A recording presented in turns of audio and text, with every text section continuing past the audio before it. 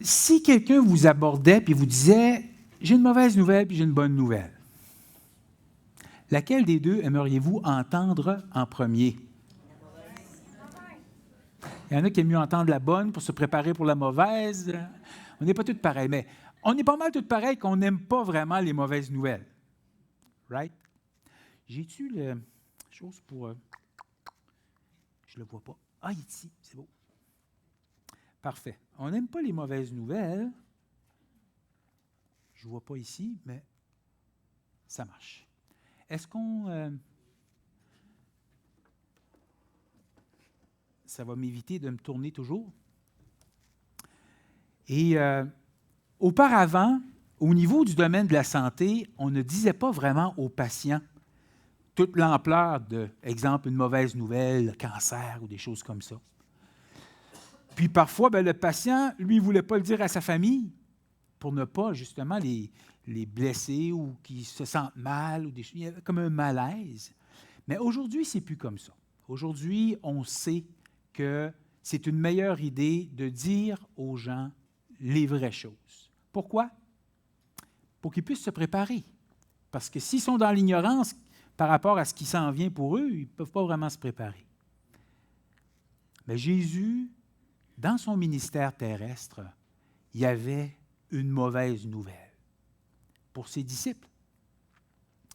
Et la mauvaise nouvelle, c'est « ça ne finira pas comme vous pensiez ». Il a fallu qu'il leur en parle à quelques reprises, puis ça leur a pris du temps avant qu'ils réalisent, qu'ils comprennent. Puis au moment des événements, ils ne réalisaient pas encore totalement qu'est-ce qui se passait. Et le mercredi de la dernière semaine de Jésus sur terre, il leur parle de nouveau de cette mauvaise nouvelle. Dans Matthieu 26, au verset 2, Jésus dit « La Pâque a lieu dans 2 jours, c'est-à-dire vendredi. Le Fils de l'homme sera livré pour être crucifié. » C'est le sujet de notre réflexion ce matin. Donc, Matthieu 26, à partir du verset 1 jusqu'au verset 5. Et comme on disait tantôt, on est dans la dernière semaine de vie de Jésus sur terre. Et le verset le plus connu de la Bible, on va le réciter ensemble. « Car Dieu a tant aimé le monde qu'il a donné son Fils unique afin que quiconque croit en lui ne périsse point, mais qu'il ait la vie éternelle. » Ça, c'était la mission de Jésus sur terre. Ça résume sa mission, donner sa vie en rançon pour le péché, pour qu'on puisse être pardonné de nos péchés. Tout ce qui s'est passé dans l'Évangile de Matthieu, tout ce qui s'est passé dans le ministère de Jésus, là, jusqu'à présent, c'est une préparation pour ça. Dans ces 3 années de ministère, Jésus, on peut diviser ça un petit peu comme ceci. La première année, ça a été une année de popularité. Il s'est fait connaître, il a fait des miracles. Il est devenu populaire. La deuxième année, ça a été une année d'opposition, c'est-à-dire que de plus en plus, les gens réalisaient qu'est-ce que ça voulait dire, son offre du royaume, puis il était de plus en plus opposé à ça. La troisième année était plutôt une année de préparation où il préparait ses disciples, il préparait le terrain pour la suite des événements après sa mort, sa résurrection. Puis, en commençant le chapitre 26, là, on est rendu chapitre 26, verset 1. En commençant le chapitre 26, là, on entre dans l'accomplissement de la mission de Jésus. Puis, justement, les chapitres 26 et 27, c'est la passion de Jésus. Ça fait qu'au fond, là, pour la table du Seigneur, on n'a plus besoin vraiment de faire d'intro parce que le sermon va être l'intro pour les prochains messages. Donc, chapitre 26, versets 1 à 5, pour ceux qui aiment les films de détectives, le complot. Il y a un complot contre la vie de Jésus, mais Jésus n'est pas victime d'un complot. Ce n'est pas les Juifs qui ont la vie de Jésus entre leurs mains. Tous les événements qui entourent la crucifixion, la mort de Jésus, au fond, ça fait partie d'un grand plan décrété par Dieu, d'avance. Les Juifs, au fond, sont des acteurs dans ce plan que Dieu a décidé, a planifié. Puis on va voir ça un petit peu plus en détail dans le texte de ce matin. Dans notre passage, on va voir deux événements qui préparent l'achèvement de la mission de Jésus. Jésus annonce sa mort et les Juifs complotent sa mort. Donc, premièrement, Jésus annonce sa mort. On va voir ça au verset 1 et 2. Verset 1. Lorsque Jésus eut achevé tous ses discours, il dit à ses disciples, tous ces discours, c'est quoi? Un petit rappel de ce qu'on a vu il n'y a pas si longtemps, pour ceux peut-être qui n'étaient pas là ou qui l'ont manqué, mais c'est le discours sur le mont des Oliviers, où Jésus a expliqué un peu à ses disciples qu'est-ce qui allait se passer dans les temps de la fin. Et on se rappelle qu'en sortant du temple pour la dernière fois, les disciples disent à Jésus, « Hey, Seigneur, regarde les fondations du temple, wow! » Là, Jésus leur dit, « Mais réalisez, les amis, là, dans pas longtemps, là, il ne restera pas pierre sur pierre de tout ce que vous voyez ici. » Puis là, les disciples posent la question à Jésus, une question en deux parties. « Quand est-ce que ça va arriver, Seigneur, que le temple va être détruit? Puis aussi, qu'est-ce qui va être le signe de ton avènement de la fin du monde? » Et c'est ça qui amène Jésus à répondre. Et on voit que la réponse, c'est ça le fameux discours sur le mont des Oliviers. Et au chapitre 24, on voit essentiellement, Jésus, il dit à ses disciples, « Soyez prêts. Soyez prêts. Soyez alertes. » Chapitre 25, on voit la parabole des 10 vierges, puis on voit la parabole des talents. Soyez à l'œuvre. Soyez prêts, puis soyez à l'œuvre. Soyez au travail en attendant ma venue.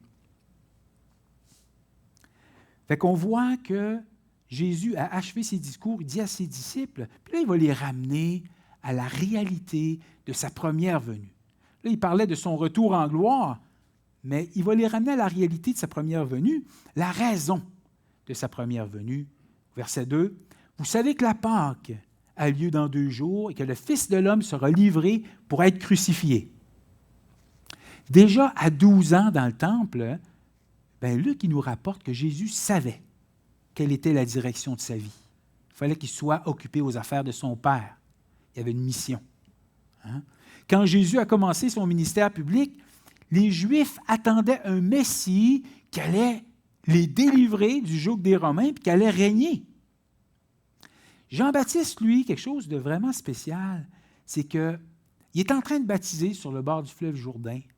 Il voit Jésus venir, puis qu'est-ce qu'il dit? « Voici l'agneau de Dieu qui ôte le péché du monde. » Étrange, bizarre.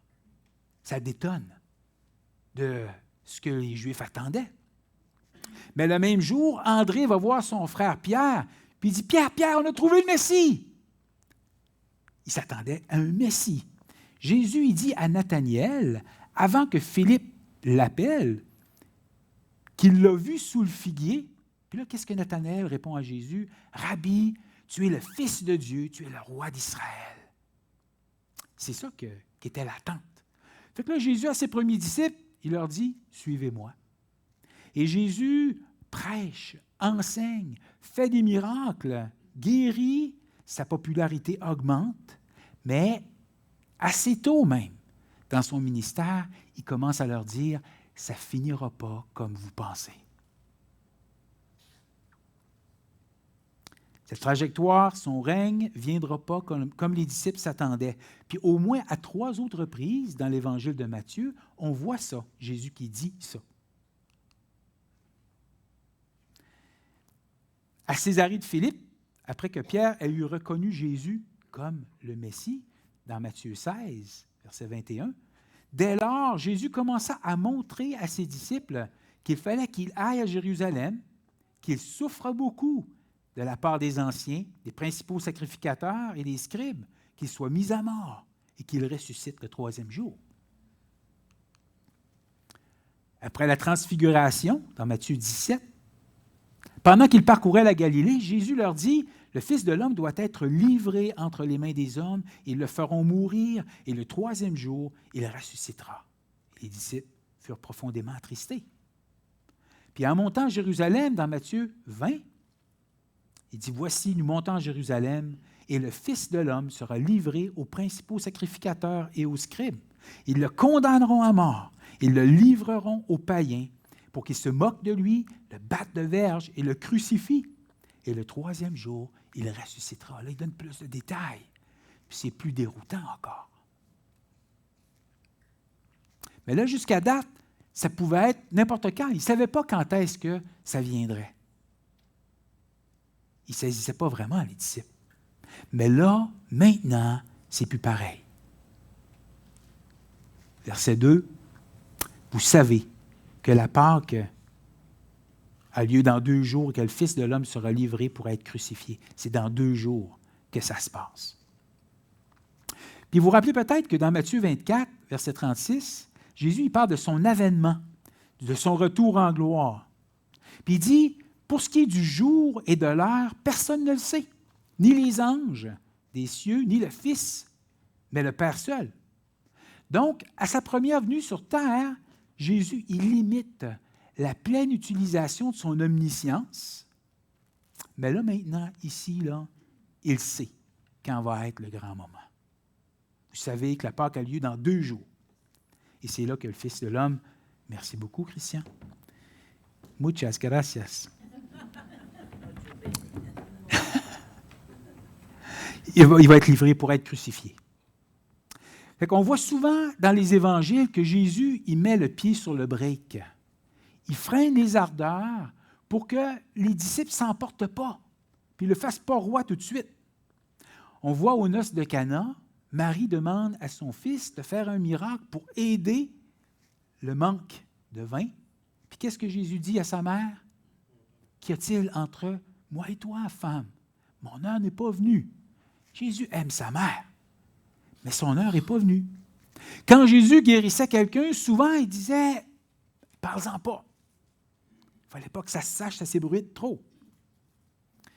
À quelques reprises, les Juifs ont essayé de l'arrêter, puis on voit dans Jean 7, verset 30, qu'ils cherchaient donc à le saisir, mais personne ne mit la main sur lui parce que son heure n'était pas encore venue. Mais là, il déclare clairement que son heure est venue.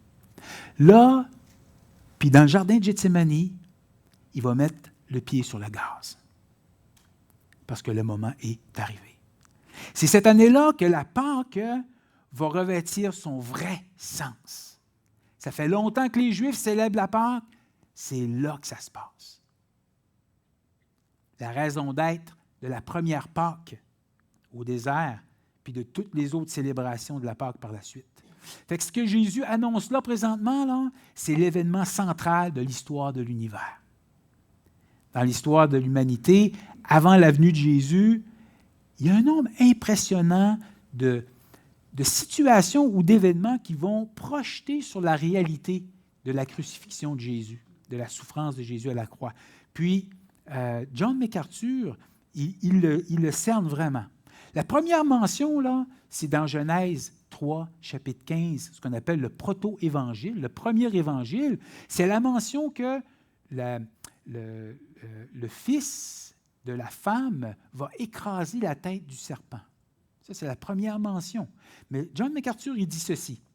La croix, hein, c'est l'essence même de la vérité rédemptrice qui est préfigurée par, et là, il va nommer toutes sortes de choses, le sacrifice acceptable d'Abel, l'arche qui sauva Noé et sa famille, le bélier de substitution offert à Abraham sur le mont Morija, le rocher qui fit jaillir de l'eau dans le désert, les sacrifices lévitiques, le serpent élevé pour la guérison du peuple. Il dit, Jésus est préfiguré par Boaz, qui est le parent rédempteur de Ruth, et plusieurs autres personnages et événements de l'Ancien Testament. Au sens le plus profond, continue, toute la vérité et l'histoire de l'Ancien Testament pointent infailliblement vers la croix de Jésus-Christ. Puis il termine en disant, Jean-Baptiste, le dernier prophète de l'Ancien Testament, a dit ceci de Jésus, « Voici l'agneau de Dieu qui enlève le péché du monde. » Fin de la citation. Fait qu'il dit, « Vous savez que la Pâque a lieu dans 2 jours, que le Fils de l'homme sera livré pour être crucifié. » Est-ce qu'on connaît le nom du traître? Oui, hein? C'est Judas. On sait que Judas, rongé de culpabilité, s'est suicidé. Hein? Après l'ascension de Jésus, les disciples sont dans la chambre haute, puis des 12 disciples originaux, il en reste juste 11. Malaise, comme diraient les ados. Malaise. Ben, Pierre prend la parole, puis il dit, « Hommes, frères, il fallait que s'accomplisse ce que le Saint-Esprit dans l'Écriture a annoncé d'avance par la bouche de David au sujet de Judas, qui a été le guide de ceux qui ont saisi Jésus. » Donc, Jésus avait choisi Judas parmi les disciples parce que c'était nécessaire qu'il soit trahi.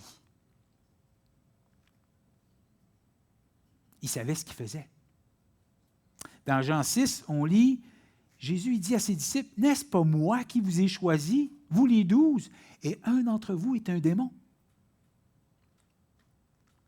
Il parlait de Judas Iscariote, fils de Simon, car c'était lui qui devait le livrer, lui, l'un des 12. Le Seigneur, au fond, là, il n'a pas forcé Judas à le trahir. Il l'a choisi, puis il s'est servi de son avarice puis de ses mauvaises intentions pour accomplir son plan souverain. Moi, je vois une petite parenthèse d'application pratique dans ça. Est-ce que la vie de Judas, ce qui s'est passé avec lui, ce n'est pas un grand exemple d'une occasion en or manquée? Judas était avec Jésus, avec les 12, pendant 3 ans. Il aurait pu apprendre, il aurait pu mettre en pratique, il aurait pu vivre pour le Seigneur Jésus, mais il a laissé l'amour du siècle présent tout gâcher. Est-ce qu'on réalise les ressources que nous avons, qui nous sont données, là? La parole de Dieu, des frères et sœurs, des conférences, des enseignements sur YouTube, des cours d'approfondissement de la parole de Dieu. Qu'est-ce qu'on fait avec? Fait qu'au fond, Jésus a vécu toute sa vie en fonction d'un moment, puis ce moment-là était maintenant arrivé. Jésus, il l'annonce à ses disciples. Le temps est venu. Le deuxième événement qui prépare l'achèvement de la mission de Jésus, c'est que les Juifs complotent sa mort. Versets 3 à 5. Alors les principaux sacrificateurs et les anciens du peuple se réunirent dans la cour du souverain sacrificateur appelé Caïphe. Les principaux sacrificateurs, c'était les riches et puissants dans la vie spirituelle d'Israël. Les anciens du peuple, c'était les riches et puissants dans la vie politique d'Israël. Puis, vous savez qu'il y avait de la place dans la cour, dans la maison de Caïphe pour tout ce monde-là, parce que c'était plutôt un palais que Caïphe avait. Caïphe, c'était Joseph Caïphe. Il a marié la fille d'Anne, qui était le souverain sacrificateur précédent. Il savait comment se placer les pieds politiquement. Dans ce temps-là, ce n'était pas le plus spirituel qui devenait souverain sacrificateur. Ça se faisait par intrigue. C'était de la magouille de devenir un principal sacrificateur, le souverain sacrificateur. Ça fait qu'une des choses qui est intéressante à savoir de Caïphe, c'est que c'est lui qui a eu le plus long règne comme souverain sacrificateur. Il a régné de 15 à 37 après Jésus-Christ, c'est-à-dire 22 ans. Puis ça, c'était du jamais vu dans ce temps-là. Il était souvent remplacé d'une manière ou d'une autre. 22 ans, pourquoi? Parce qu'il savait comment se placer les pieds auprès des Romains, puis il savait comment se placer les pieds auprès des Juifs. C'était un homme qui était connu pour être déloyal, menteur, manipulateur. Puis à toutes les fois qu'on le voit dans les récits, il est en train d'essayer d'éliminer Jésus. Fait que les gens puissants et influents dans la vie des Juifs étaient rassemblés chez lui. Verset 4, « Et ils délibérèrent sur les moyens d'arrêter Jésus par ruse et de le faire mourir. » Pourquoi par ruse? Parce qu'ils ne pouvaient pas le faire condamner autrement. Jésus était innocent. Il était vraiment populaire auprès du peuple d'Israël, puis même dans les pays d'alentour. Quand il a été tenté par Satan dans le désert, qu'est-ce qu'il a fait? Il a résisté magistralement avec la parole. Il faisait du bien, il guérissait, il nourrissait la foule, il enseignait comme aucun autre avait enseigné auparavant. Jésus, c'était l'homme parfait. Mesdames, Jésus aurait été le mari parfait. Puis là, vous êtes pognés avec lui, là. Puis il est pogné avec vous. Jésus aurait été le frère parfait en grandissant. Celui qu'on aurait aimé avoir comme frère, mais qu'en même temps, on n'aurait pas aimé parce qu'il nous aurait toujours fait du bien, mais on n'aurait jamais pu dire « c'est de sa faute ». L'homme parfait. Mais à des Juifs hostiles, dans Jean 8, Jésus dit « Qui de vous me convaincra de pécher? » On entend les mouches voler. Personne ne pouvait dire quoi que ce soit. Même les démons savaient qui était Jésus. Dans une synagogue à Capernaum, dans Marc 1, on voit qu'il y a un homme qui avait un esprit impur, puis en voyant Jésus, il s'écrie « T'es venu pour nous perdre. Je sais qui tu es. » Tu es qui? Le Saint de Dieu. Les démons savaient qui Jésus était. Donc, si ça c'est vrai, pourquoi est-ce que les chefs des Juifs étaient en train de comploter contre Jésus? Pourquoi est-ce qu'ils le haïssaient tant? Ils violent le sabbat. Leur interprétation du sabbat. Il se fait égal à Dieu. Il pardonne les péchés. Il dit, moi et le Père, nous sommes un. Le problème, c'est que c'était vrai. Il fréquente des pécheurs, des collecteurs d'impôts. Ce ne serait pas une bonne idée, au fond. Il a encore renversé les tables, encore une fois, des changeurs puis des vendeurs dans le temple. Nos profits. Qu'est-ce qui va arriver avec nos profits? Il a même dit que notre temple allait être détruit. C'est un traître. Ça allait arriver, effectivement. Vous savez comment est-ce qu'il nous a appelés? Hypocrite, race de vipères. Jésus, il ne mâchait pas ses mots. Sépulcre blanchi, des aveugles qui dirigent des aveugles. Jésus savait se faire aimer. Il attire à lui toutes les foules. On va perdre tous nos disciples. Il faut qu'ils disparaissent. C'est certain. C'est intéressant que dans Jean 11, ça dit, l'un d'eux, Caïphe, qui était souverain sacrificateur cette année-là, leur dit, « Vous n'y comprenez rien. Vous ne réfléchissez pas qu'il est dans votre intérêt qu'un seul homme meure pour le peuple, que la nation entière ne périsse pas. » Mais écoutez bien ça, il ne dit pas cela de lui-même. Mais étant souverain sacrificateur cette année-là, il prophétisa que Jésus devait mourir pour la nation. Ce qui se passe là, c'est beaucoup plus grand que Caïphe. C'était un plan décidé d'avance, avant la fondation du monde. Verset 5, « Mais ils dirent que ce ne soit pas avant la fête, afin qu'il n'y ait pas de tumulte parmi le peuple. » Ils savaient qu'il y avait beaucoup de gens qui admiraient Jésus, puis qui étaient favorables, puis qui s'y mettaient la main sur Jésus pendant la fête, que tout le monde était là, ça risquait de provoquer une émeute. Puis s'il y avait une émeute, ils savaient que les Romains risquaient de faire arrêter l'émeute à leur méthode. Ce ne serait pas la première fois qu'ils arrêtaient une émeute dans un bain de sang. Il n'y avait pas les mêmes méthodes qu'aujourd'hui, les policiers. Fait que les chefs des Juifs avaient décidé que ce serait préférable d'attendre que tous les pèlerins soient repartis à la maison, puis là, on fera ça. Mais leur échéancier n'était pas celui de Dieu. Une visite de Judas Iscariote semble avoir changé la donne. Incroyable! Il y a quelqu'un de son groupe qui vient nous le vendre. Il faut agir tout de suite. On n'aura jamais une autre occasion comme ça. Fait que là, ça devance leur projet. L'homme propose, mais Dieu dispose. Qu'est-ce que ça change, tout ça? Mais c'est clair qu'Israël attendait un sauveur, un Messie.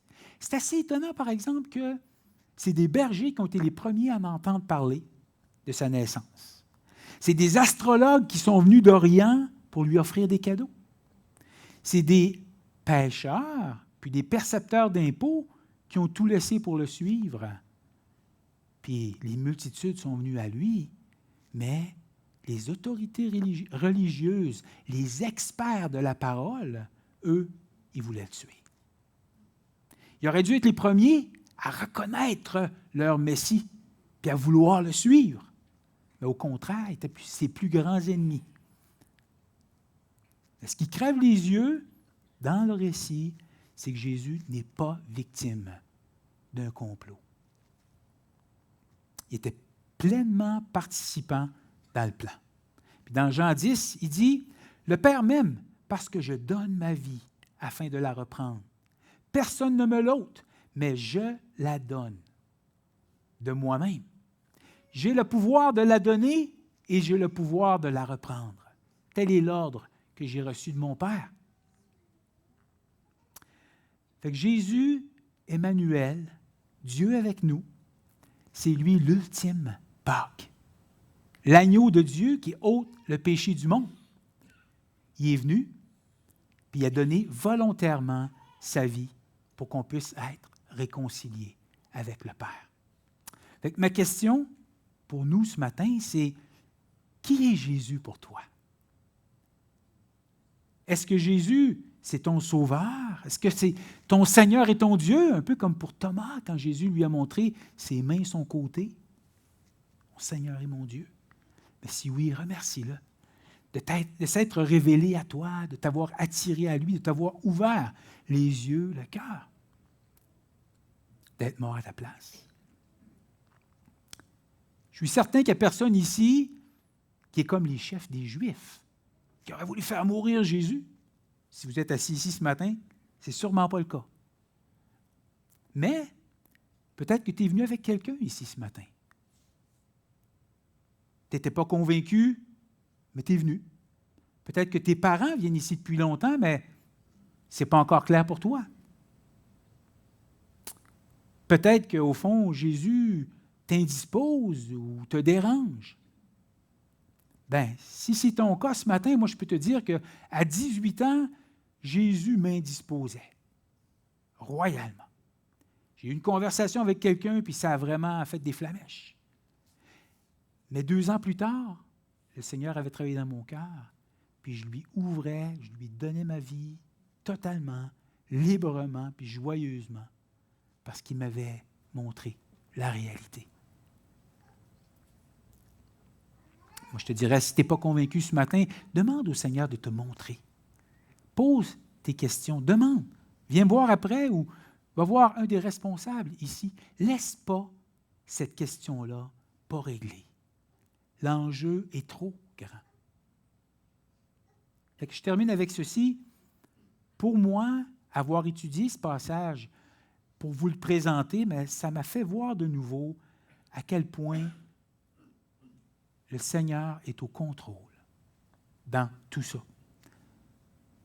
C'est lui qui est au contrôle des événements, qui a orchestré ce plan-là, qui l'a conçu de toute éternité. Puis moi, je vous dirais que ça me rassure. Ça me rassure. Ça m'émerveille. John MacArthur, je trouve qu'il résume tellement bien cette situation-là. Puis il dit, aucun homme n'aurait pu mettre Jésus sur la croix sans la volonté de Dieu. Aucun homme n'aurait pu empêcher Jésus d'aller à la croix parce que c'était dans le plan de Dieu. Merci Seigneur que notre destinée éternelle, elle est entre tes mains. Prions.